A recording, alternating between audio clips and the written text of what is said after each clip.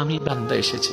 আল্লাহ, তুমি না রহমান, তুমি না গফফার, তুমি না সত্তার, তুমি না খালিক, তুমি না মালিক। মৌলা, তুমি চাইলে তো দিনকে রাতও বানাইতে পারো, রাতকে দিনও বানাইতে পারো সেকেন্ডের আগে। মৌলা, তুমি তো চাইলে মৃতকে জীবিতও বানাইতে পারো, জীবিতকে মৃতও বানাইতে পারো।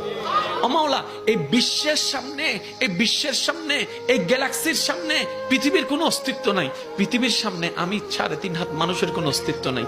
মৌলা, এই ছোট্ট নগণ্য বান্দাটা তোমার কাছে এসেছি।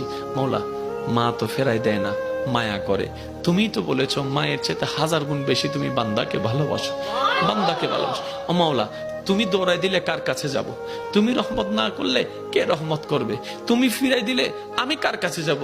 ও মাওলা, তুমি ছাড়া তো আমার কোনো উপায় নেই, তুমি ছাড়া তো আমার কোনো উপায় নেই। ও মাওলা, এবার বান্দা চোখের পানি ফেলে ফেলে কান্না করতে আছে। সেই কান্নার আওয়াজটা দুনিয়ার জমিনে ডানাও যদি 1 হাত না যায় হতে পারে, কিন্তু সেই আওয়াজটা রব পর্যন্ত পৌঁছায় যাচ্ছে, রব পর্যন্ত পৌঁছায় যাচ্ছে।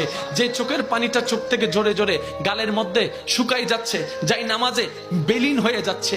না রে ভাই, না, এটা এতটুকু বিলীন হচ্ছে না, এটা রব্বে করিম হাদিসে পাকের ফরমান অনুযায়ী আশিকের সেই চোখের পানিকে ফেরেশতার মাধ্যমে আল্লাহ একটা বাটিতে সংরক্ষিত করে রাখে, যে বাটিটা জান্নাতের মধ্যে থাকবে, জান্নাতের মধ্যে থাকবে। এমন পানি আল্লাহ পাক নষ্ট হতে দেয় না। বান্দা চোখের পানি ফেলতেই আছে, মন থেকে আত্মসমর্পণ করতেই আছে। হঠাৎ রবের রহমত ডাক দিয়ে বলে, লা তাকনাতু মির রাহমাতিল্লাহ। এত টেনশন করস কেন? আমি রব আছি না।